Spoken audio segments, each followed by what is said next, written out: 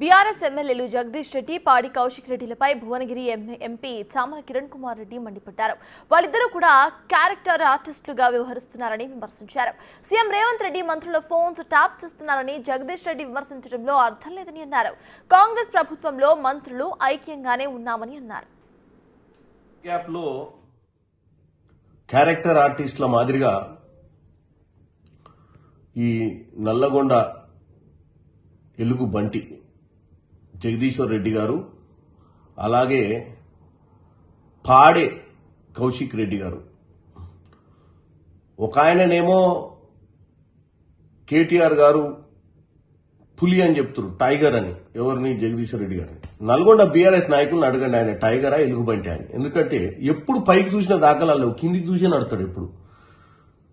ఇంకొక ఆయన ఏమో పాడే కౌశిక్ రెడ్డి, నాకు ఓట్లు లేకపోతే నేను పాడ మీద వండుకుంటా అని చెప్పినటువంటి కౌశిక్ రెడ్డి.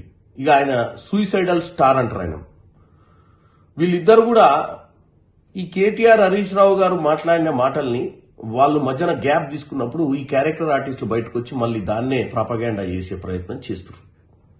దీంట్లో భాగంగా ఫోన్ ట్యాపింగ్ గురించి ఒక ఆయన ఏమంటాడు, పాడ మీద వండుకున్న ఆయన 16 మంది హీరోయిన్ల ఫోన్ ట్యాపింగ్ చేసినట్టు ఆయనకు తెలుసట బాగా. మొన్ననే నేను కాంగ్రెస్ పార్టీలో ఉన్నా, నాకు అన్ని తెలుసు రేవంత్ రెడ్డి గురించి. ఏం తెలుసురా పోయి నీకు రేవంత్ రెడ్డి గురించి?